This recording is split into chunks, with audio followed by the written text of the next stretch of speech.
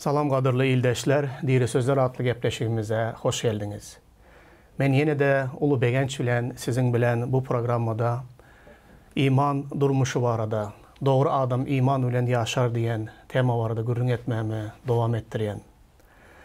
Qadırlı ildeşler, Mukaddes kitabı okayanlar, Mukaddes kitabın nehli derecede diriligine, Mukaddes kitabın nehli derecede bizim durmuşumuz için ulanmağa peydalıdığı varada, Mukaddes kitabın bize bir iman yolunu, qutuluş yolunu görkezyendigini bilyensiniz. Mukaddes kitabın içinde bu kitabı okanda, neçe okasan şonça da okasın geliyor. Bu kitap diridir. Diri kitap bu adamın durmuşu bilen bağlı. Bu kitapta adamın güçlü tarafları, iman bilen her yağdaylarda yeniş kazananlıklarını görkeziye. Bu kitap şol bir hatarda iman bilen yaşayan iman kahramanlarının durmuşundaki ecizlikleri ve kıyınçılıkları da görkeziye. Gelip çıkış kitabında biz eyyem görüyoruz. Huday var arada, Hudayın adamzadı yaradandığı var arada, adamzadı erkek ve ayal edip yaradandığı var arada, onların yeryüzünde yaşanı, onların güneye batıp, Hudayın şöhratından mahrum bolup, onların neslinin bütün dünyaya köpölüp yayrandığını ve Huday dürlü vaktlarda, dürlü yollar bilen geplendigini ve dürlü yollar bilen adamzada yol görkezendigini, dürlü hili adamlar, dürlü yağdaylarda Huday bilen karşılaşıp, duşuşup, ona iman getirip, iman hayatını, durmuşunu, yaşandığını görüyoruz. Şonun yalda en aydın bir görünyen iman kahramanlarının biri var da şu gün gürrün etmek isteyen doğanlar. O da bütün imanlıların atası hesaplanyan İbrahim peygamber var da gürrün ediyez. İbrahim peygamberin de durmuşunu, doğruluğunu, güçlü taraflarını ve eciz taraflarını hiçbir gizlemen, bütün İbrahim peygamberin durmuşunu bu kitabın birinci kitabı, Musa'nın birinci kitabı, yani gelip çıkış kitabında bize açıktan açık bunu görkeziye. İbrahim bugünkü günde en ulu olan 3 tane dinin iman atası hesaplanıyor. İbrahim'in nesli deyip özünü hesaplayarlar. Şoların biri Yahudular, Yevreyler, Hristiyanlar, Müslümanlar, bunlar hem mesela İbrahim peygamberi imanın atası deyip hesaplayarlar. Bu hakikatten hem şeyle. Biz Ananias ve İbrahim'in durmuşunda onun imanından biz köp zatları öğreniyoruz. Gelin hazır şol bir hatarda İbrahim'in durmuşundaki var olan ecizlikler bilenem, onun ecizlikleri bilenem bir zatları öğrenelim. Sebebi iman durmuş demeklik ya da iman eden adamlar, Hudaya iman edip doğru hesaplanan adamlar, onlar hiçbir kemsiz, hiçbir ecizliği bolmadık, mukaddes ve hemişe yeniş kazanyan adamlar değil. Onlar eğer şeyli adamları bolan olsa, onda sizin için, yani benim için, ruhlanmak için, ecizlen vaktimizde, yıkılan vaktimizde hiç turmağa umut tapmarız. Sebebi biz olur yalı bolup bilmeyiz. İman adamları şeyle beyik, onlarda hiçbir kemçilik yok. Onlar hiç haçan yanlışlık etmeyenler durmuşunda. Bizim olsa durmuşumuzda ecizlikler var, yanlışlıklar var. Köp vaktları, türlü hili yağdaylara duş gelen vaktimizde özümüzü ne hili alıp varmalığını bilmeyiz. Umuman aydan vaktinde bu bizim için değil deyip biz imandan yüz öğürüp biliyiz. Ama beyle değil. Hakikatta iman kahramanlarının da ecizlikleri var. O ecizliklerden hem biz özümüz için peydalı zatlar öğrenip biliyoruz. Gelin hazır İbrahim peygamberin durmuşuna, kabir yağdaylarına seyredelim. Bilişiniz yağlı, hazır ki okacak yerimden ozal, İbrahim Ur şehirinde yaşayadı. Katı bir bay adamın oğludu. Ol miras düşerdi. Atasının köp baylığı vardı. Atasının öyünde onun hiçbir məteşliği ve kemçiliği yoktu. Onun ayalı Sera, o da baylığına seyretmezden çağasız, önergesiz bir ayaldı. Onlar köp yıldan beri çağa qaraşıp çağası bolmayandılar. Ve onlar bir gün İbrahim Hudayın sesini eşidiye. Atanın öyünü terk et de menin sana görkezecek yurduma çık deyip ona Kengan yurduna tarap yol görkeziye. Ol atasının yurdunu, baylığını, ähli bar olan zatlarını terk edip Hudaýyň sesini eşidýär de Hudaýyň izine düşüp ol Kengan ýurduna tarap yola düşýär. Aýalyny alýar, bütün mal mülküni we ýegeni Lot hem onuň izinden gidýär. Belerikde olar atasynyň ýurduny terk edip Kengan ýurduna gaýdýarlar. Bu ýerde biz Ibrahim'in ulu bir edermenligini, ulu bir imanını görýäris doganlar. Sebebi şeýle baýlygyny, mirasyny, atasynyň öýüni, diňe bir Hudaýyň sesini eşitmek bilen terk edip Hudaýa bil baglap, onuň görkezjek öýüne, ýurduna çıkıp gitmegi bu ulu bir iman ädimi bolýar onuň durmuşunda. Emma Kengan ýurduna gelenden soň ol käbir hiç garşylaşmadyk, hiç bir duş gelmedik ýagdaýlar bilen garşylaşýar we ol ýerlerde ol Ibrahim peýgamberiň ejizliklerini görýäris. Gelin bilelikde Gelip çıkış kitabynyň 12-nji babynyň 10-13-nji ayatlaryny bilelikde okalyň. Kenganda gazaply açlyk başlady. Şoňa göre açlyk gutarýança Ibrahim wagtlaýyn Müsire gitdi. Olar Müsire golaýlanlarynda Ibrahim ayalı Seraya, men senin juda owadan ayaldygyny bilýärin. Müsürlüler seni görüp, bu onun ayalı diýerler. Onsoň olar meni öldürerler. Seni bolsa diri galdyrarlar. Olaryň sen üçin maňa ýagşylyk ederleri ve senin üstüň bilen menin janymy halas bolary ýaly. Sen olara men onun ayal dogany diýdi. Bu ýerde görýäňiz imanlıların atası Ibrahim peýgamberiň ýagdaýyna. İlki bilen onun garşylaşan ýagdaýyna ünüs bereliň. Kengan ýurduna ol bütün mal mülki, hyzmatkarlary, ayaly, bütün bar zady bilen atasynyň üýüni terk etdi de Kengan ýurduna çykdy. Kengan ýurdunda ýaşap ýören wagtynda ol durmuşundaky belki hiç haçan garşylaşmadyk bir ýagdaýy bilen garşylaşdy. Ol atasynyň öýünde ýaşan wagty ýa aýdyp geçişimiz ýaly bir baý adamdy. Baý adamyň miras düşeri de. Ve ol belki durmuşunda hiç haçan açlyk, ýoksuzluk, ýagny bu ýagdaýlar bilen garşylaşan hem däldir. Emma Kengan ýurduna gelen wagtynda ol ýurtda gazaply açlyk başlandy. Ve bu açlyga döz gelip bilmedi. Bu gazaplı açlık dövründe Ibrahim peýgamber nähili näme etjegini, özüni nähili alıp barjagyny, bu ýagdaýda ol Hudaýa bil baglap bilmedi. Ve Hudaý ona Müsire git diýmedi. Bu açlık ýagdaýda ol Hudaýa bil baglap bilmedi ve bu ýagdaýdan gorkdy, açlykdan gorkdy. Özü üçin, bütün mal mülkü üçin, bütün hyzmatkarlary, öý içerisi üçin bu açlık döwürden gorkdy da Hudaýdan yol alman, Hudaýdan razyçylyk alman, ya Hudaýyň yol görkezmesini dilemen. Bu ýagdaýdan gorkup Hudaýa bil baglap bilmedi de özüçe bir çözgüt çözdü. Bu gorku onu Müsire gitmege mecbur etdi. Şol döwürde Müsürüň ykdysadyety da gowdy. O ýerde açlyk ýokdy. Ol ýerde bu açlyk döwrüni gowu geçirip bilerin diyen pikir etti. Ve Müsire gitmek bilen ol yine de başına näme kıyınçılıkların gelecekdigini pikirlenmedi. Emma Müsire golaýlan wagtynda onun kellesine bir pikir geldi. Bu pikir ol açlıktan beter bir gorku pikirdi. Bu nähili gorku pikirdi? Ol Müsire golaýlan wagtynda bir zada göz yetirdi. Men häzir Müsire barýan, men bilýän ayalym Seraýyň hakykatdan bir owadan ayaldygyny bilýärdi.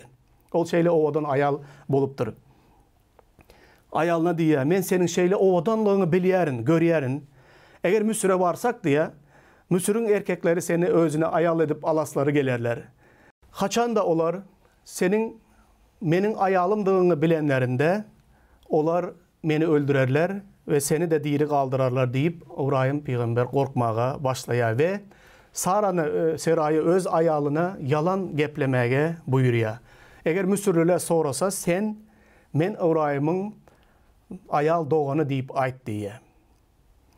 Seredin eýem bir gorku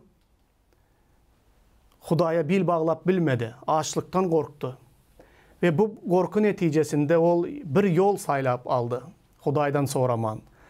O yola gidip ol yolda katı ervet bolan, has kıyın bolan bir yağdaylar bilen karşılaştı. Ve gittigiçe bu korku ona yalan geplemege, bu korku onu in bir utançlı yağdaya getiriye. Seredin devam ettiriyez. 12. babın 14-16. ayatlarında Avram Müsir'e gelende Müsürlüler Seray'ın Cuda ovadandığını gördüler. Seray'ı gören Faraon'un köşk emeldarları Faraon'a Seray'ın güzelliğini taripladılar. Hatın köşke ekidildi. Seray'ın hatırasına Faraon Avram'a yaxşılık etti. Ol Avram'a davarlar, öküzler, eşekler, gulgırnaklar ve düyeler berdi. Bu yağday has gittigiçe kıyınlaşıp gidiyordu onlar. Eğer Müsür'de kimdir biri, yönekey adamların biri Seray'a göz kızdırıp onu ayallığa almak istese, onda bu yerde Avram yine de bir çıkalgalar oylap tapıp bilerdi. Ama yağda şeyli ağırlaştı belin, Müsürlülerin köşk emeldarları, yani Faraon'un köşk emeldarları Seray'ın nekil ovadan ayaldığını gördüler ve bardılar da Faraon'a onu taripladılar. İndi Müsür'ün padişası Faraon Seray'a göz koydu. Onun ovadanlığını ol gördü de onu köşke getirmegini istedi. Ve ol Seray'ı özüne ayal edip almak istedi. Avram'ın yağdayı has ervetleşti. Sebebi ol indi kim bilen iş salışya? Ol Müsür'ün padişası Faraon bilen iş salışya. Faraon onun ayalını ayal edip almak istedi ve eyyem Avram'a yaxşılık etti. Ne için yaxşılık etti? Seray'ın ağası, Seray'ın doğanı deyip ona yaxşılık etti. Ona eyyem Seray için davarlar, öküzler, eşekler, gulgırnaklar ve düyeleri Seray için pulunu da verdi. Gerek olan sarpayını da verdi. İndi Avram ne etmeli? Ol gittigiçe çıkkınsız yağdaylara geldi. Ve doğruluğuna Hudaya bil bağlamasa, öz fikirlerine, öz düşüncesine dayanıp gelen yerine seyredin. Ol çukurun in düğbüne girdi ve çıkkınsız yağdayda dine Hudaya kıygırıp yalvarmasa başka edere hiçbir zadı kalmadı. Belki şol yağdaya gelen vaktinde ol içinden fikirlenendir. Kengan yurdunda açlıktan ölenim de kovdu. Men açlıktan korkup ol yurdu terk edip Hudaydan soraman öz başıma gelen öz fikirlerim bilen doğru hasaplan yolum bilen Müsür'e geldim. Müsür'e gelivem karşılaşan problemalarıma, kıyınçılıklarıma seyredin. İndi men ne edeyin? Menin ayalımı Faraon kovu gördü. Ol menin elimden onu aldı. Ve onu ayal edip almak için köşke ekitti. Ve bana da eyyem onun kalınını ya da pulunu, sarpayını hem mezadını verdi. Avram açlıktan korkup in kovu gören ayalını öz elinden yitirdi. Doğanlar bu yağday imanlıların atası, iman kahramanlarının başı olan adamın durmuşunda bolup geçen zat. Ve imanda yaşayan adamın ne derecede ecizliğe uçurandığını görüyoruz. Ne için sebebi? Ol durmuşunda beyle yağdaylar bilen, her bir yağdayda iman bilen yaşamağa borçluduruz. Ama her bir yağdaylarda iman bilen nekili yaşamalısını bilmeyiz. Köplenç biz təze yağdaylar bilen karşılaşıyız. Təze yağdaylar bilen karşılaşan vaktinde ol yağdaylarda nekili Hudaya bil bağlamaldığını öğrenip geziyiz. Her yağday bize bir zatları öğrediyor. Ecizliğimiz de bizde köp zatları dörediyor içimizde. Bu utanç bir ecizliği Avram Peygamber'e ulu utanç getirdi. Şol bir hatarda ona şeyle yağdayda bir sınık ruh, şeyle yağdayda onun yüreğinde pes gönüllülük ve doğruluğuna Hudaya bağlı yağdaya getirdi. Ne etmeli bu yağdayda? Ol hiç sade öz gücü bilen çözüp bilmeye. Ol dine Hudaya ağlap, Hudaya yalvarmaktan ve Hudaya bil bağlamaktan başka hiçbir çıkalgası kalmadı. Yine bizim durmuşumuzda köplenç Huday iman durmuşumuzda şeyle yağdayları yüze çıkarıyor. Bizim yanlışmamıza yol veriyor. Bizim ecizliklerimizi yüze çıkarmak için, ecizliklerimizi bize görkezmek için, şol ecizliklerimiz bize yine de ruhu ösüşlere, ruhu belentliklere bizi çıkarmağa itergi veriyen bir yağday oluyor. İbrahim peygamber dize çöküp Hudayın önüne gelen vaktinde senden başka bana kömek edecek yok diyen yağdaya gelen vaktinde Hudayın onun durmuşuna, girişine seyredelim doğanlar. Reb İbrahim'in ayalı seray sebepli Faraon ve onun köşkündeki adamlara elhenç keseller bilen ecir çektirdi. Şonda Faraon İbrahim'i yanına çağırıp "Meni ne günlere saldın? Serayın öz ayalındığını näme üçün bana aytmadın? Näme üçün sen ol menin ayal doğanım diydin? Men serayı özüme ayallığa aldıma? Ine senin ayalın. Onu al da gümünü çek" deydi. Faraon İbrahim barada öz adamlarına buyruk verdi. Olar İbrahim'i ayalıdır bar emlegi bilen Müsür'den öz yoluna uğrattılar. Yine şeyle çıkkınsız yağdaya gelen vaktinde Huday bu yağdaya girmeli oldu. Ol Faraon'u ve onun köşkündeki bütün köşk emeldarlarını nekil elhenç kesel bilen ecir çektirdi. Ve İbrahim'in ayalı seraya el değirme, onu izine kaytarıp ver diyen duyduruşu aldı. Ve Faraon İbrahim'e sen beni ne güllere saldın? Sen beni ne için aldadın? Ne için seray ayalım değil de benim ayal doğanım deyip ayttın? Ve Huday beni şeyle ecir çektirdi. Al bütün mal mülkünü, bütün emleğini al da izine git deyip onu Mısır'dan yollap iyi verdi. Gümünü çek deyip gahar bilen onu kovup koyuverdi. Men hazır şu yağdayda bir kili yüreğim iman bilen doluyor. İman hayatımızda bizim adamlık ecizliklerimiz var. Adamlık ecizliklerimiz bize köplenç utanç getirdi. Benim durmuşumda da köp yanlışan yerlerim oldu. Ecizlik eden yerlerim oldu. Ama her gezek ecizlik benim durmuşumda bolan vaktinde, ecizliğim yüze çıkan vaktinde, benim yüreğim doğruluğunda, yüreğimde sınık ruhu emele geldi. Ve Hudaya yalvarıp, köplenç utanç içinde yaşadım. Nehili bu egzaminden geçip bilmedim. Bu sınavdan geçip bilmedim, yıkıldım. Hudayım bana kömek et deyip pes gönüllülük emele geldi. Yine de ösmek için, Hudaya her yağdayda bil bağlap bilmek için şeyle istek içimden dörede. İbrahim için bir kıyın yağdaydır bu doğanlar. Sebebi seyredin, Hudayın önünde bir utanç. Ol Kengan şehrinde, ol açlık dövründe Hudaya bil bağlamalıdı. Hudaydan soraman Müsür'e gitti. Müsür'de bu yağdayları yaşadı. Ve öz ayalının önünde nekili utanç, men hazır göz önüme getiriyen. Eğer İbrahim peygamberin ornunda men olan olsam, men ondan son bütün ömür ayalımın yüzüne nekili seyrederdim. Men seni Faraon'a sattım.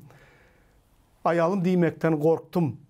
Senin için men muz aldım. Mallar, öküzler, eşekler, düğeler aldım. Deyip seni men korkuncuma seni sattım Faraon'a deyip nekili yüz utanç içinde yaşamalı. Ama İbrahim bir zada düşündü doğanlar. İbrahim peygamber özünün ecizliğine, özünün insanlığına ve özünün ne derecede Hudaya bil bağlamalıdığına ve her yağdayda Hudaya bil bağlamağı öğrendi. Hiç açlık bilen ön karşılaşmadık olan olsa da indi açlık dövrde nekili Hudaya bil bağlamalı. Yankıyalı çıkınsız yağdaylarda nekili bil bağlamalı. Sebebi bu mektebe iman hayatında yaşamalı bir mektep özü. Bu sapakları ol her yağdaylarda almalıdır. Şeyle yağdaylar şol İsa'nın aydiyan sözlerini bizim durmuşumuzda emele getiriyor. Matta'nın hoş havar 5. bab 3. ayette ruhu garipler bağlıdır çünkü göğün şağlığı onlarınkidir diye. Haçan bu ruhu gariplik bizim yüreğimizde emele geliyor. Haçan da biz şeyle ecizlikler bilen karşılaşan vaxtımızda, haçanda biz şeyle ecizliklerde yıkılan vaxtımızda, şeyle çıkınsız yağdaylarda näme etçegimizi bilmeyen vaxtımızda, bizim yüreğimizde ruhu gariplik, Hudaý men sana bağlı. İmanım var içimde. Ve iman bilen yeňişli yollardan yöretmeni, imanıma göre yaşamağa güç vermağa, iman bilen yaşamağa güç vermağa deyip, şol ruhu garipliği, Hudaýa bağlılığı dörediye şeyle yağdaylar. Ve men bilýän doganlar, sizin hem durmuşunuzda şeyle yağdaylar katı kän olandır. Bu yağdaylar, sizin bilen ne tanış olan yağdaylarınız, häzirki döwürde, bu pandemi döwüründe, keselçilik döwüründe, gırgın kesel bütün dünyanı alan wagtynda, köp adamlar menin yaşımda, menden ulurak yaşdaki adamlarda, beýle yağday bilen durmuşunda birinci gezek karşılaştılar. İmanlı adamlar olsa da, köp yerlerde imanda yeňiş kazanıp gelen adamlar da ecizle bu yağdaylarda nähili özünü alıp barjağını, bu yağdaylarda nähili yaşayacağını bilmeyen adamlar var. Men de bu yağdaylar bilen birinci gezek karşılaştım. Köp şüphelendim, köp lapkeçlige uçradım ve nähili özümü gorarkam, nähili çağalarımı gorarkam, bu yerde kalmalı mı yo, başka bir yurda gitmeli mi? Ve nädip bu yağdayı baştan geçirmeli? Ve bu topar adamlar jogapkärçiligimde näme ederin? Eger adamlar yakınlarım izine ölmene başlasalar, men bulary näme ederin bular bilen? Özümü nire ertip, nähili özüme çıkalga taparın bu yağdaydan deyip, gorku meni gurşap aldı. Ve bu gorkular meni hasta köp Hudaýa yakınlaştırdı. Doganlar, dünyada iki hili adamları var. İmanlıların arasında da köpleri özünün hiç adamlık ecizligini boyun almayacak olan adamları var.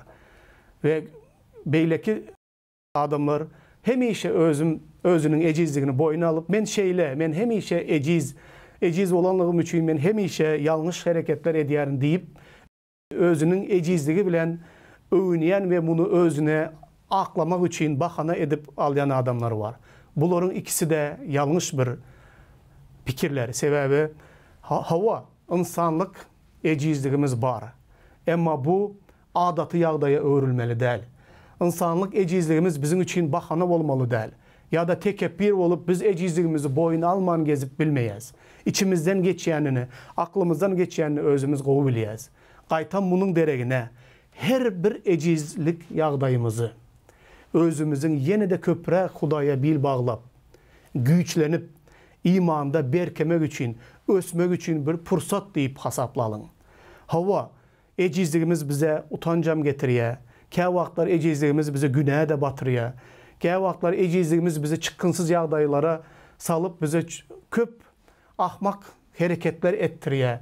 Bu yağdaylarda özünüzü Hudaýdan daşlaştırıp, utanç içinde yaşap, qaydyp hiçbir imandan yüz öwürüp gitmäňde, pes göňlülük bilen, sınık ruh bilen, Hudaýa bağlılığınızı boyuna alın da yine de dikelin. Hudaýa bil bağlamağı öğrenin doganlar. Seredin, sözümü şu misallar bilen bitirjek. Köne ähte iki sany gahryman var. İman padşaların durmuşunda. Biri Davud. Davud peygamber günah eden wagtynda Nafan gelip onu günäsini paş etti ve onun yüzüne ayttı. Ol 7 günläp yüzün yıkılıp, ağlap, towba edip, şol kıyınçılık günlerinde 2 sany mezmur yazdı. Ve ol mezmurları bugün de biz okuyaz. Bugün de ol mezmurlar bizi ruhu taydan güýçlendiriye ve östürüye. Bu bir adamın yağdayı.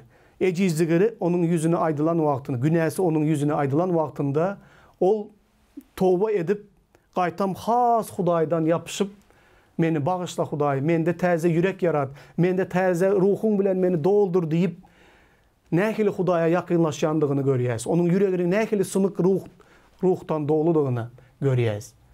Başka bir padşa, ol birinci padşa, Saul. Haçanda ol günah eden wagtynda Samuel geldi de sen günah ettin, Hudaýyň aýdanyny ýerine ýetirmedin diýen wagtynda ol Samuel peýgambere yalan gepläp, günäni özünden sowjak bolup, mekirlik edip, Ey olar günahkar, eskerler günahkar, men bilemok, men havarım yok, olar ediptir etmeli däl zady deyip, günäni özünden soğujak olup, yalan geplep, hasta Hudaýyň gahar gazabyny getirdi ve neticede näme boldy? Padşalygyny yitirdi. Siz hem şul adamların durmuşuna seredin. İbrahim Peygamber bu ecizliklerinden soň ol gaýdyp yine Müsir'e geldi. Müsir'den gaýdyp yine Kengan yurduna geldi.